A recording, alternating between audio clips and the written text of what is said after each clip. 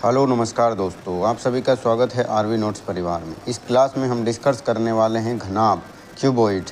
यह class railway, NTPC, group D, RPF और railway के समस्त एग्ज़ाम के लिए महत्वपूर्ण रहने वाली है। चलो स्टार्ट करते हैं। तो देखो घनाभ क्या होता है। तो देखो घनाभ घन का ही एक रूप होता है। जैसे घन होता है, जैसे ये घन है, तो घन में क्या होता है, जिसकी जो चारों भुजाएं होती हैं, मतलब लंबाई, इसकी चौड़ाई और ऊंचाई जो होती है वो क्या होती है, बराबर होती है। किसमें? घन में। घन में क्या होता है, लंबाई, चौड़ाई और ऊंचाई तीनों क्या होती हैं, बराबर होती हैं। लेकिन अगर हम इनको लंबाई, चौड़ाई और ऊंचाई तीनों को अलग अलग कर देते हैं तो वो क्या बन जाता है, वो घनाभ बन जाता है। तो ये बनाया अपन ने घनाभ। तो इसकी लंबाई ए मान लेते हैं, चौड़ाई बी मान लेते हैं और ऊंचाई इसकी सी मान लेते हैं। ठीक है, तो इसकी लंबाई, चौड़ाई और ऊंचाई जो हैं वो क्या हो गई, ए, बी और सी, यानी इसकी तीनों जो भुजाएं हैं, लंबाई, चौड़ाई और ऊंचाई, वो तीनों अलग अलग हैं। तो वो क्या बन गया, घनाभ बन गया। तो घन और घनाभ एक ही होते हैं, लेकिन घन के अंदर लंबाई, चौड़ाई और ऊंचाई बराबर होती हैं और घनाभ के अंदर लंबाई, चौड़ाई और ऊंचाई क्या होती हैं, अलग अलग होती हैं। ठीक है, तो अब देखते हैं आगे। देखो घनाभ का संपूर्ण पृष्ठीय क्षेत्रफल जो होता है, घनाभ का संपूर्ण पृष्ठीय क्षेत्रफल वो होता है 2 गुणा लंबाई गुणा चौड़ाई प्लस चौड़ाई गुणा ऊंचाई प्लस ऊंचाई गुणा लंबाई। ठीक है, और इसका वक्र पृष्ठ का क्षेत्रफल, संपूर्ण पृष्ठ और वक्र पृष्ठ में क्या अंतर होता है, संपूर्ण पृष्ठ के अंदर जैसे ये अपना घनाभ है, तो इसके अंदर इसकी जितने भी फलक होते हैं ना, 6 फलक, तो पूरे 6 की 6 फलकों का क्या होता है, ये क्षेत्रफल होता है, संपूर्ण पृष्ठीय क्षेत्रफल। लेकिन जब वक्र पृष्ठ की क्षेत्रफल की बात आती है तो इसके अंदर इसका ऊपर वाला और नीचे वाला क्षेत्रफल छोड़ के इसके चारों तरफ की जो 4 फलक हैं उनका क्षेत्रफल लेते हैं। तो वक्र पृष्ठ के क्षेत्रफल में क्या आता है, चारों तरफ का क्षेत्रफल आता है। तो घनाभ का वक्र पृष्ठ का क्षेत्रफल होता है 2 गुणा ऊंचाई लंबाई प्लस चौड़ाई, 2 गुणा ऊंचाई लंबाई प्लस चौड़ाई। ठीक है, अब बात करते हैं घनाभ के आयतन की। आयतन क्या होता है, तो देखो आयतन होता है लंबाई गुणा चौड़ाई गुणा ऊंचाई, लंबाई गुणा चौड़ाई गुणा ऊंचाई। लेकिन अगर जैसे तीनों फलकों का जो क्षेत्रफल दे रखा होए, तो 3 फलकों का क्षेत्रफल दे रखा होए तो आयतन पूछे तो वो आयतन आता है अंडर रूट ए वन प्लस एक मिनट, ये इसके अंदर यहाँ पर गुणा होगा, अंडर रूट ए 1 गुणा अंडर रूट ए 2 गुणा अंडर रूट ए 3, मतलब तीनों फलकों को अगर अपन गुणा कर देंगे तो ये इसका आयतन आ जाएगा। ठीक है, तो इस पर इतना ध्यान नहीं देना, ऐसा सवाल नहीं पूछा जाता, लेकिन अगर पूछ ले बाई चांस तो इसमें तीनों फलकों के अंडर रूट में उनको गुणा कर देंगे। ठीक है, और बाकी ए गुणा बी गुणा सी, लंबाई गुणा चौड़ाई गुणा ऊंचाई, ये होता है घनाभ का आयतन। अब बात करते हैं घनाभ के विकर्ण की। ठीक है, तो विकर्ण की बात करें तो घनाभ का विकर्ण होता है अंडर रूट लंबाई का स्क्वायर प्लस चौड़ाई का स्क्वायर प्लस ऊंचाई का स्क्वायर, मतलब a square plus b square plus c square का अंडर रूट लेते हैं, तो ये क्या आ जाता है, घनाभ का विकर्ण आ जाता है। अब इसके अंदर अगर लंबाई गुणा चौड़ाई गुणा ऊंचाई अगर हम बराबर रख दें, यानी यहाँ पे भी ए रख दें, यहाँ पे भी ए रख दें, यहाँ पे भी ए रख दें, तो ये क्या हो जाता है 3a स्क्वायर, और ए स्क्वायर बाहर आ जाता है तो √3a, यानी ये घन का विकर्ण निकल के आ जाता है। तो एक्चुअल में घन और घनाभ दोनों एक ही होते हैं। ठीक है, बस घन के अंदर सारे जो भुजाएं होती हैं वो बराबर होती हैं और घनाभ के अंदर क्या होता है, तीनों अलग होती हैं, लंबाई, चौड़ाई और ऊंचाई। ठीक है, तो अब देखो पहला सवाल अपन देखते हैं। इसमें घनाभ की लंबाई, चौड़ाई और ऊंचाई क्रमशः है ए बराबर 10, बी बराबर 12 और सी बराबर दे रखा है 15 सेंटीमीटर है। तो पूछा है कुल पृष्ठीय क्षेत्रफल, मतलब संपूर्ण पृष्ठीय क्षेत्रफल। ठीक है, तो संपूर्ण पृष्ठीय क्षेत्रफल क्या होता है, 2 गुणा लंबाई गुणा चौड़ाई, यानी 10 गुणा 12 प्लस चौड़ाई गुणा ऊंचाई, यानी 12 गुणा 15 प्लस ऊंचाई गुणा लंबाई, यानी कि 10 गुणा 15। ठीक है, तो ये अपन करते हैं तो 2 गुणा, ये आ गया 120 प्लस इसको करेंगे तो ये आ जाएगा 180 प्लस इसको कर देंगे तो ये आ जाएगा 100 और 50। ठीक है, अब देखते हैं तो देखो ये हो गया 300, 450, 450 गुणा 2 यानी कि 900, ये हो जाएगा 900 सेंटीमीटर स्क्वायर। ठीक है, तो ये आ गया संपूर्ण पृष्ठीय क्षेत्रफल 900 सेंटीमीटर स्क्वायर।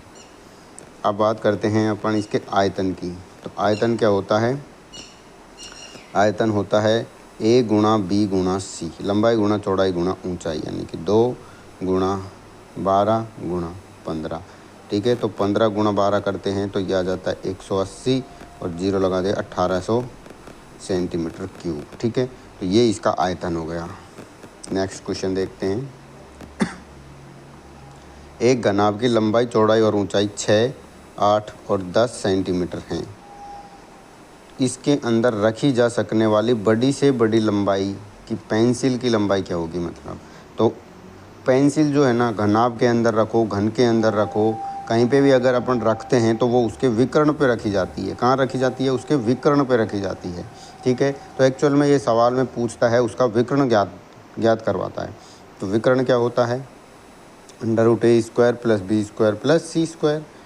ठीक है, तो लंबाई का स्क्वायर मतलब 6 का स्क्वायर प्लस चौड़ाई का स्क्वायर 8 का स्क्वायर प्लस ऊंचाई का स्क्वायर 10 का स्क्वायर। अब 6 का स्क्वायर कितना आ गया? 36 प्लस 64 प्लस 100। ठीक है, तो ये 100, ये 100, तो ये आ गया 200, यानी √200। तो ये आ जाएगा √2, 10√2, 10√2 क्या आ गई? सेंटीमीटर। ये अधिक से अधिक लंबाई की छड़ जो इसके अंदर रखी जा सकती है, पेंसिल। ठीक है, अगला क्वेश्चन देख। तो 8 मीटर लंबे, यानी कि लंबाई कितनी आ गई? 8, चौड़ाई 7। ठीक है, और ऊंचाई दे रखी है इसने 6 मीटर।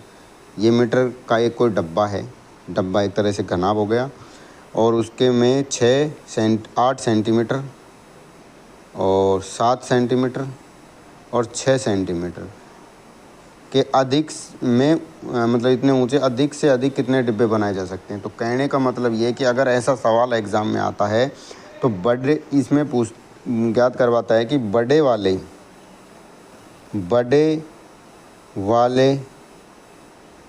का आयतन, ठीक है, बटे छोटे वाले का आयतन, ठीक है।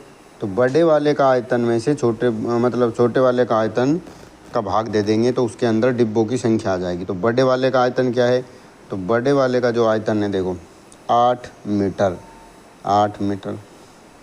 7 मीटर गुणा 6 मीटर, क्योंकि ये घनाभ है। घनाभ का आयतन क्या होता है? लंबाई गुणा चौड़ाई गुणा ऊंचाई। अब छोटे वाले का आयतन देखो 8 सेंटीमीटर है, तो ये मीटर में है, ये सेंटीमीटर में है, तो या तो इसको सेंटीमीटर में बदलो या इसको मीटर में बदलो। तो ये 8 सेंटीमीटर है तो इसको अपन सेंटीमीटर में रहने देते हैं, ये हो गया सेंटीमीटर, ये भी हो गया सेंटीमीटर। ठीक है, इसको अपन मीटर में बदलते हैं, सेंटीमीटर में बदलते हैं, तो 1 मीटर में 100 सेंटीमीटर, तो ये 100 से गुणा होएगा, ये भी 100 से गुणा होएगा और ये भी 100 से गुणा होएगा। और फिर ये सेंटीमीटर में 8 से 8 कट गया, 7 से 7 कट गया, 6 से 6 कट गया, तो 100 गुणा 100 गुणा 100, तो कितना हो गया? 100, 1 2 3 4, 1 2 3 4 5 6, ये इतने डिब्बे इसके अंदर आ गए। नेक्स्ट क्वेश्चन हम देखते हैं इसको। एक घनाभ का विकर्ण का नाप। विकर्ण क्या होता है घनाभ का? √a² + b² + c²। इसका मान दे रखा है 28। ठीक है, तो एक्चुअल में a² + b² + c² बराबर 28 का स्क्वायर, ये आ गया, ये आया 784। ठीक है, तो ये है a² + b² + c²। अगला उसने दे रखा है कि उनके तीनों कोणों, तीनों कोण मतलब लंबाई चौड़ाई और ऊंचाई, ठीक है, उनकी लंबाई का योग मतलब a + b + c, लंबाई प्लस चौड़ाई प्लस ऊंचाई है, ये दे रखा है 44 सेंटीमीटर। अब पूछा है घनाभ का संपूर्ण पृष्ठीय क्षेत्रफल।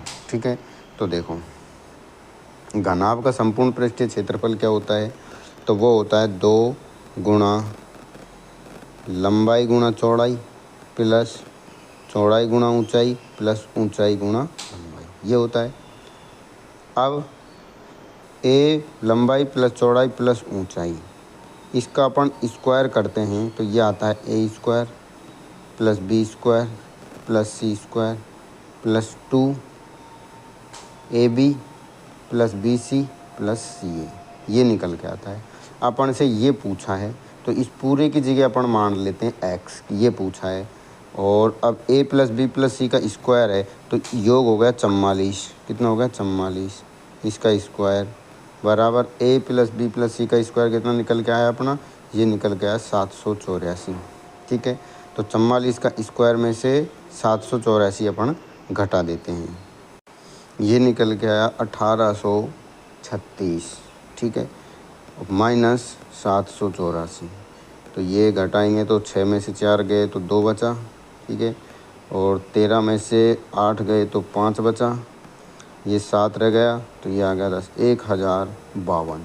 ठीक है, 1052 सेंटीमीटर स्क्वायर क्या आ गया, इसका घनाभ का क्या आ गया, संपूर्ण पृष्ठीय क्षेत्रफल आ गया। अगला क्वेश्चन देखते हैं। एक घनाभ का आयतन घन से 2 गुना है। ठीक है, घनाभ का आयतन घन से 2 गुना है यदि घनाभ की भुजाएं घनाभ की भुजाएं दे रखी हैं 9, 8 और 6। ठीक है, अब घनाभ का आयतन है, घनाभ का आयतन क्या होता है, लंबाई गुणा चौड़ाई गुणा ऊंचाई, ये है, ये घनाभ का आयतन है। घन के आयतन से दुगुना होता है। अब घन का आयतन अपन मान लेते हैं भुजा क्यूब है, इससे कितना है 2 गुना है। ठीक है, ये बराबर है। तो घन का संपूर्ण पृष्ठीय क्षेत्रफल निकालना है, तो वो तो अभी बात, पहले इससे अपन भुजा निकालते हैं। देखो, तो ये इसको भेजते हैं अपन इधर।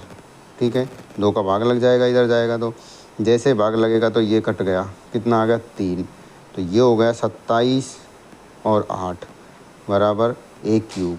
तो क्यूब हटाएंगे तो इधर इससे क्यूब रूट लग जाएगा, तो क्यूब रूट लग जाएगा तो 27 का तो 3 बाहर आएगा और 8 का 2 बाहर आएगा। 8 मतलब 3 दूनी 6, तो इससे भुजा कितनी आ गई 6, तो भुजा 6 आ गई। तो पूछा है घन का संपूर्ण पृष्ठीय क्षेत्रफल 6 गुना भुजा स्क्वायर, तो 6 गुना भुजा भी 6 और 6, तो एक तरह से 6 का क्यूब, 6 का क्यूब निकल के आ गया। तो 6 का क्यूब क्या होता है, 6 का क्यूब होता है 216। ठीक है, सेंटीमीटर स्क्वायर, ये इसका क्षेत्रफल आ गया घन का। अगला क्वेश्चन देखते हैं। उसे कक्षा कक्ष की लंबाई चौड़ाई और ऊंचाई, मतलब लंबाई चौड़ाई और ऊंचाई दे रखी है किसी कक्ष की। एक तरह से कक्ष है, लंबाई चौड़ाई ऊंचाई अलग अलग है, मतलब इसका ये घनाभ है एक तरह से। ठीक है, तो 5, 3.5 और 4 ये मीटर में दे रखी है, इतनी है। फिर कह रहा है कि 20 रुपये प्रति वर्ग मीटर की दर से चारों दीवारों की पेंट की जाती है। अब देखो क्वेश्चन में थोड़ा ध्यान रखना है, इसने पूछा है चारों दीवारों की, मतलब ऊपर और नीचे वाला नहीं लेना। तो 4 दीवारों का क्षेत्रफल का फॉर्मूला क्या होता है, 4 दीवारों का क्षेत्रफल होता है 2 गुणा ऊंचाई लंबाई प्लस चौड़ाई। तो 2 गुणा ऊंचाई, ऊंचाई कितनी दे रखी है इसमें 4, लंबाई प्लस चौड़ाई, तो लंबाई और चौड़ाई को जोड़ेंगे तो 5 और 3 8.5। ठीक है, तो ये कितना हो गया 8 गुणा 8.5। ठीक है, तो इसको जब अपन गुणा करेंगे तो 8 5 40, 0 4 8 8 64, 64 और 4 68, पॉइंट से हट जाएगा, तो ये आ गया 68। ठीक है, 68 आ गया मीटर स्क्वायर। अब ये कह रहा है 20 रुपये वर्ग मीटर की दर से, मतलब 1 वर्ग मीटर का 20, तो 68 का कितना हो जाएगा, 20 से गुणा कर देंगे तो 0, 8 दूनी 16, हासिल 1, 6 दूनी 12 रखते हैं, 1360 मीटर स्क्वायर, 1360 रुपये आ गए, मतलब ये 1360 रुपये का क्या होगा, खर्चा होगा इसमें। अगला क्वेश्चन देखो। 6 सेमी भुजा वाले घन को पिघलाकर, यानी एक घन है जिसकी भुजा है 6 सेंटीमीटर, अब उसको पिघलाकर 9 सेमी 6 सेमी चौड़ा एक घनाभ बनाया जाता है, तो उसकी ऊंचाई निकालनी है। जब घन को पिघलाकर घनाभ बनाया जाता है, मतलब एक आकृति से दूसरी आकृति बनाई जाती है, तो उसका क्या बराबर होता है, आयतन बराबर होता है। ठीक है। तो आयतन, घन का आयतन क्या होता है, भुजा क्यूब, और घनाभ का क्या होता है, ए गुणा बी गुणा सी, मतलब लंबाई गुणा चौड़ाई गुणा ऊंचाई। तो 6 का क्यूब बराबर 9 गुणा 6 गुणा इस ऊंचाई को मान लेते हैं अपन x, ठीक है। तो देखो 6 से 1 6 कट गया, 2 बचा, ठीक है। ये है 36, तो 36 में 9 का भाग देंगे तो 9 चौका 36 यानी 4, तो उसकी ऊंचाई कितनी आ गई, 4 सेंटीमीटर आ गई, ठीक है। तो एक आकृति से दूसरी आकृति निकालनी हो तो आयतन को क्या करेंगे, बराबर करेंगे। ये क्वेश्चन देखो, एक घनाभ की लंबाई चौड़ाई और ऊंचाई दे रखी है, उसका विकर्ण पूछा है। तो विकर्ण क्या होता है, a square plus b square plus c square का रूट। तो 6 का स्क्वायर प्लस 8 का स्क्वायर प्लस 10 का स्क्वायर, ठीक है। 36 प्लस 64 प्लस 100, ये हो गया 100, ये हो गया 100, तो रूट 200। तो इससे निकल के आएगा 2√10, ठीक है। 2√10 10√2, ठीक है। तो 10√2 आ गया इसका विकर्ण। अगला क्वेश्चन देखो, एक घनाभ के 3 पृष्ठों का क्षेत्रफल दे रखा है। 3 पृष्ठों का क्षेत्रफल है, मतलब A1 बराबर 25 सेंटीमीटर स्क्वायर, A2 बराबर 36 सेंटीमीटर स्क्वायर और A3 बराबर 49 सेंटीमीटर स्क्वायर। तो उसका आयतन पूछा है। तो आयतन क्या होता है, √A1 गुणा A2 गुणा A3, ठीक है। तो A1 कितना 25 गुणा 36 गुणा 49, तो इनमें से देखो 5 बार आ गया, 36 का 6 बार आ गया और 49 का 7 बार आ गया। तो 6 पंजो 30 गुणा 7, 7 या 21, 210, ठीक है। तो इसका आंसर आ गया 210 सेंटीमीटर क्यूब, ठीक है। तो इस तरह से ये घनाभ का जो फुल कॉन्सेप्ट था, सारे क्वेश्चन थे वो हमने देख लिए।